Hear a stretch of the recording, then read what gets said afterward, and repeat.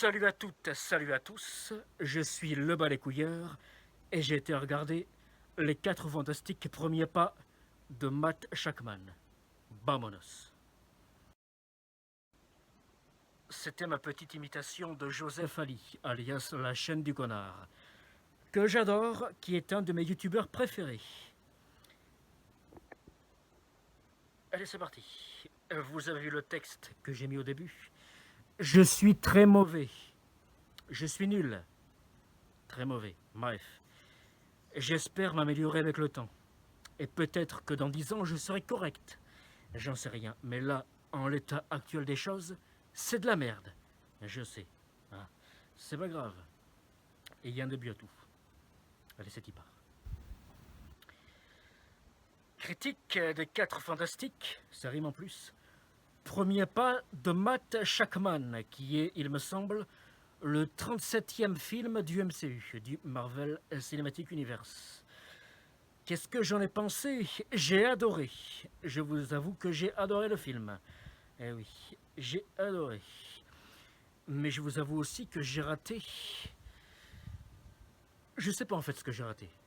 Je pense, je dirais les 3 ou 4 premières minutes. Je pense. Je suis arrivé dans la salle et j'ai raté, ouais, 2, 3, 4, 5 minutes, j'en sais rien exactement. Comment tu veux que je sache ce que j'ai raté? Je dirais entre 2 et 5 minutes. Bon. Tant pis. Mais je vous avoue qu'au début, j'ai trouvé la réalisation pas ouf, pas terrible. J'ai trouvé que c'était un petit peu trop cut, un petit peu trop rapide. J'ai pas trouvé ça ouf au début. Les 5-10 premières minutes. En dehors de ce que j'ai raté. J'ai trouvé la dynamique, le montage pas ouf. Mais surtout les explosions numériques dégueulasses. Il y a certaines explosions numériques qui sont, je trouve, dégueulasses. Putain, on dirait du Zack Snyder. C'était gratuit. Oui, parce que je déteste Zack Snyder. Bon. Mais passé ça, j'ai trouvé que la réalisation était meilleure après. C'était juste au début où j'ai trouvé la réalisation et la dynamique pas ouf. Après, c'était correct. Correct, mais sans être exceptionnel. Juste correct. Et après, les explosions numériques étaient mieux faites que les quelques du début. Je ne sais pas pourquoi. Et au passage, il y avait normalement John Malkovich qui devait jouer dans le film. Enfin, il joue dans le film, mais il a été coupé au montage.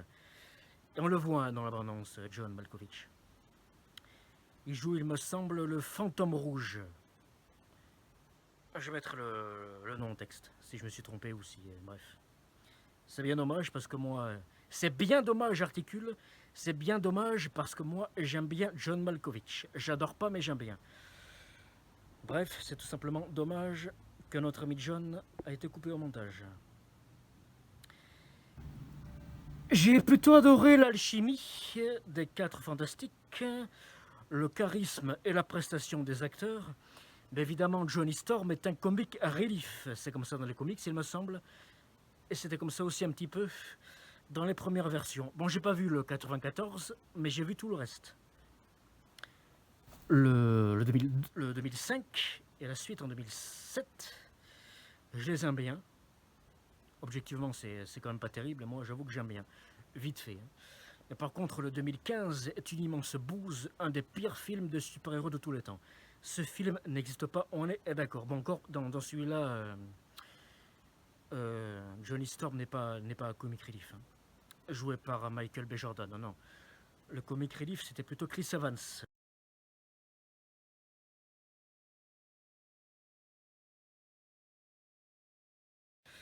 Bref, j'ai bien aimé l'alchimie, le charisme et la prestation des 4 fantastiques. Galactus est très très impressionnant, mais je vous avoue qu'au niveau de sa taille, je m'attendais à ce qu'il soit bien plus grand. Il est géant évidemment, mais je m'attendais à ce qu'il soit beaucoup plus grand. À ce niveau-là, j'étais assez déçu. Je m'attendais à ce qu'il soit bien plus grand, mais c'est quand même assez impressionnant. La VF de Galactus, c'est Emmanuel Jacomi. Emmanuel Jacomi, VF de Denzel Washington, quasiment partout. Et de Pierce Brosnan. Pareil, dans quasiment toute sa filmographie, enfin dans plein de films du moins, notamment les 4 James Bond dans lesquels il joue. Voilà. Et de Russell Crowe dans Man of Steel, entre autres. Et un truc qui est drôle aussi, c'est que la VF de la chose, c'est Xavier Fagnon. Regardez sur Wikipédia, Xavier Fagnon, VF de la chose, ici, qui était la VF, et oui, de Mister Fantastic, dans le 2005 et 2007.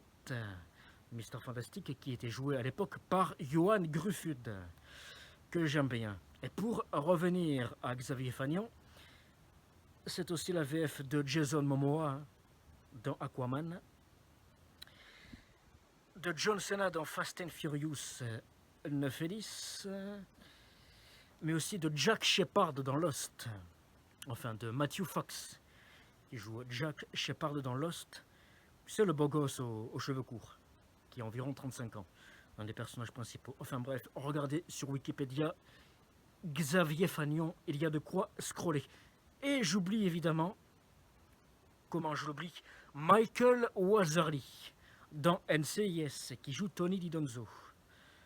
Et dans aussi Bull, ou Bull, je ne sais pas comment on dit. Et ça c'est après. Bon bref. Xavier Fagnon, encore une fois VF de Mister Fantastic, dans le 2005 et 2007. 2005 et 2007 articule avec Chris Evans, Michael Chiklis, bref tu connais. Chris Evans, Michael Chiklis, tu connais. Et là, dans cette version, c'est la chose. Je ne sais pas pourquoi ils ont fait ça. Peut-être un clin d'œil, j'en sais rien. Possible, possible. Mais je pense pas. Le scénario, c'est quoi? C'est Mister Fantastic et la femme invisible qui attendent un enfant et qui naît vers le début du film. Franklin, il l'appelle. Et Galactus veut le kidnapper pour qu'il le succède dans sa quête de manger les planètes. Parce que c'est bien marrant, mais Galactus, en fait, il fait pas ça pour le plaisir. Manger, dévorer les mondes, les planètes. Il souffre, Galactus souffre. C'est pas un psychopathe en mode Thanos ou autre, non, non. Il dévore pas les mondes pour le plaisir. Il souffre, ça le fait chier quoi de faire ça. Il souffre, c'est une torture pour lui. Il le dit, il cherche un remplaçant, quelqu'un pour le succéder, donc il vise Franklin, l'enfant de la femme invisible et de Mister Fantastic. Donc il essaye tout près de le kidnapper, pour que plus tard, parce que dans le film en fait, on voit quand il est né.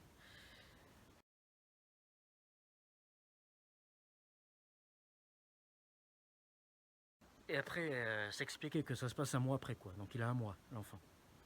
Donc après, quand il sera un peu plus grand, pour pouvoir le succéder, quoi. Donc forcément, les 4 fantastiques vont tout faire pour l'en empêcher. Sans compter l'apparition de la surfeuse d'argent, qui est en fait l'homme de main, si je peux dire, de Galactus, quoi. En fait, c'est Galactus qui l'envoie pour porter un message à la Terre, dire au monde que la Terre est menacée, que Galactus arrive. Oui, je sais, c'est très mauvais. Ma critique, hein, j'entends, ma critique est très mauvaise. Je suis nul, je ne suis pas un professionnel. Je suis même tout le contraire, je suis même articule pire qu'un novice. Je sais que je suis très mauvais, mais il faut bien débuter quelque part. Bon. Comme je disais, en dehors des explosions numériques au début que j'ai trouvé particulièrement dégueulasses, après le reste, c'est évidemment mieux fait. Enfin, évidemment, c'est mieux fait. Les effets spéciaux sont assez bien faits. J'adore le design de Galactus, le rendu, le design de Galactus. Très impressionnant au niveau du CGI, mais encore une fois, j'aurais aimé qu'il soit bien plus grand. Je ne l'ai pas trouvé si grand que ça. Mais au niveau du rendu du CGI, j'ai trouvé que c'était assez excellent. Que dire. Quand le film commence, ça fait en fait 4 ans que les 4 fantastiques sont les 4 fantastiques. Et donc qu'ils ont eu leur pouvoir. Ça fait 4 ans. Et au tout début, on voit des flashbacks. Un petit peu de comment ils gèrent leur pouvoir. Et puis on les voit affronter plusieurs monstres, créatures, plusieurs méchants. Notamment un homme top. Qu'ils appellent littéralement l'homme top. Ça me fait penser aux méchants, tu sais, à la fin, littéralement à la toute fin, des Indestructibles 1. l'homme top avec la foreuse géante. Honnêtement, je vois pas trop le rapport entre une foreuse et un homme top. Je sais pas pourquoi ils ont lié ça autant dans Les Indestructibles 1, et puis à peu près un quart d'heure au début du 2, et dans ce film-là. Je vois pas trop le rapport entre un homme top et une foreuse géante. Mais je pense que là, dans les 4 Fantastiques, c'est peut-être un clin d'œil. À propos, c'est peut-être un clin d'œil, je pense, aux Indestructibles, quoi. Ce qui m'a fait marrer, c'est qu'on voit même Red Richards affronter ce qui ressemble à un homme singe.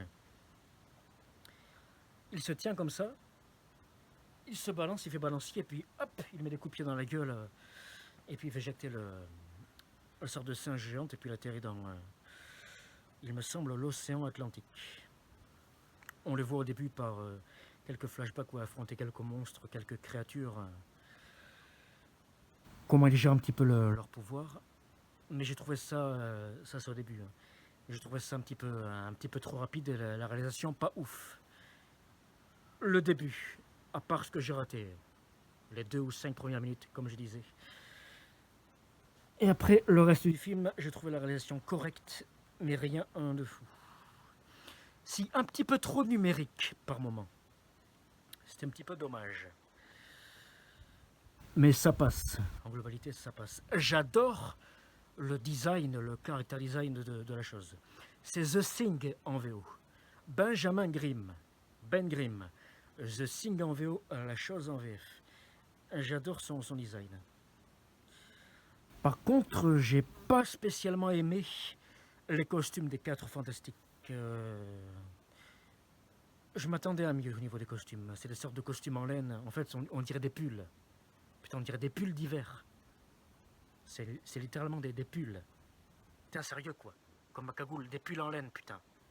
C'est littéralement la même matière que ma putain de cagoule, quoi. C'est des putains de pulls. Mais vous savez pas plus original, sérieusement? Oui, ça fait comique relief. Comique, qu'est-ce que je dis? Comique accurate, pardon. Il est con ce mec. Ça fait comique accurate, je l'entends. Mais j'aurais mis en fait des costumes plus travaillés, si je peux dire. Parce que moi, j'adore les costumes de la version 2005 et 2007 avec Chris Evans, Michael Chiklis. Là, j'adore les costumes.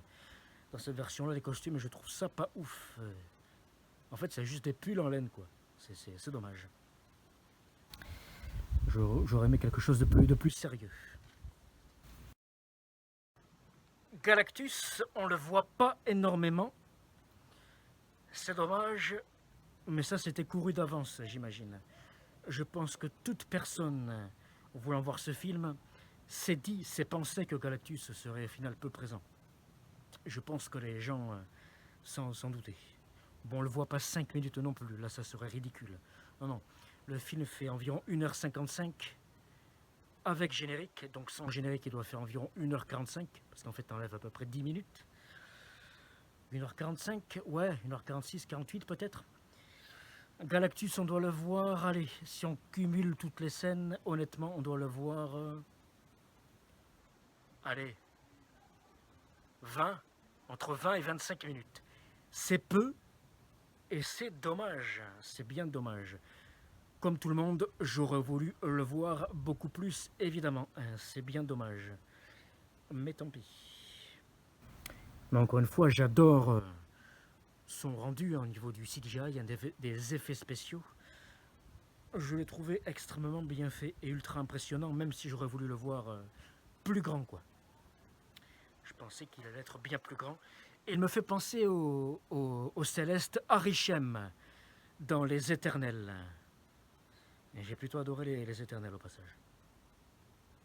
Je l'ai vu qu'une fois, Les Éternels. En novembre 2021 au cinéma. Faudrait que je le revoie. Mais là, Galactus, oui, me fait beaucoup penser à Arishem, quoi. Un truc que je trouve complètement con, c'est qu'à la fin, Susan Storm, la femme invisible, fait un chant de force contre Galactus, mais elle le fait tellement longtemps qu'elle s'épuise Elle s'évanouit et elle meurt d'épuisement. Elle meurt. Mister Fantastique, la Torche Humaine et la Chose sont là à son chevet, en train de pleurer parce qu'elle meurt. Mais qu'est-ce que c'est que ce suspense? Ce suspense, Articule. Qu'est-ce que c'est ce suspense? Tu crois sérieusement qu'elle va mourir? Mais on le sait que les 4 Fantastiques seront dans Avengers Doomsday. Donc, elle va pas crever. C'est complètement con. Pour nous, spectateurs, j'entends. Pas pour les personnages, la croyant morte. Non, pour nous, spectateurs. Pour tout le monde. Elle est morte. Mais on sait bien qu'elle va ressusciter, qu'elle va revivre d'une manière ou d'une autre. Parce qu'on sait que les 4 Fantastiques seront dans Avengers Doomsday et Secret Wars, évidemment. Et comment fonctionne le MCU? Ben, il t'introduit un personnage dans un film et après il est dans les Avengers, Le personnage ne peut pas crever dans le film où il est introduit. Non. Mais qu'est-ce que c'est que ce suspense de merde? Bon, elle meurt d'épuisement. Et son fils, un Franklin, la touche. Et puis là, elle ressuscite, elle revit. Mais qu'est-ce que c'est que ce suspense de merde? On sait bien qu'elle va pas mourir, bordel de merde. Encore une fois, le MCU, ça fonctionne comme ça. Il t'introduit un personnage dans un film, et dans Avengers, après, il y est. Ça a toujours été comme ça, le MCU. Voilà. Le personnage principal, là ils sont 4, c'est différent, mais... Le personnage principal, on va dire, il peut pas mourir dans le film où il est intégré. C'est complètement con. Bon. Tu sais bien qu'elle va pas crever, bordel. Enfin, crever définitivement. Parce que techniquement, elle est morte. Après, elle ressuscite. Donc en fait, son fils, Franklin, a le pouvoir de faire ressusciter les gens, de faire revenir les gens à la vie. Et on ne sait pas ce qu'il a d'autre, en fait, comme pouvoir, finalement. On le saura plus tard. Mais est-ce que Franklin, lui, sera aussi dans Avengers Doomsday? Ça, on ne sait pas. Il y aura les 4 Fantastiques, évidemment. Mais Franklin, lui, l'enfant, ça, on ne sait pas s'il sera bien là.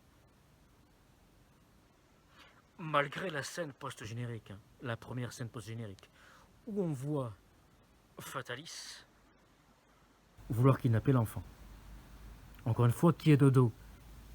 Et on voit pas si c'est Robert Downey Jr. ou non. Mais normalement, oui. Enfin, le personnage aura la tête de Robert Downey Jr. du coup, puisque c'est lui qui le joue. Dans Doomsday. Mais là, comme il est de dos, à mon avis, c'est pas Robert Downey Jr. À mon avis, non. Bref, je pense que j'ai tout dit. Je vois pas ce que j'ai à rajouter. Je suis très mauvais, je sais que je suis très mauvais. Je suis nul. Mais je pense m'améliorer. Il faut. Il y a du boulot. Oui. Bon. Ouais, je pense que j'ai tout dit. Je vois pas ce que j'ai à rajouter. Je m'arrête ici. Je vous invite à me dire dans les commentaires ce que vous avez pensé de cette critique, qui est une merde évidemment. Et voilà quoi, si vous comptez voir le film ou si vous l'avez vu.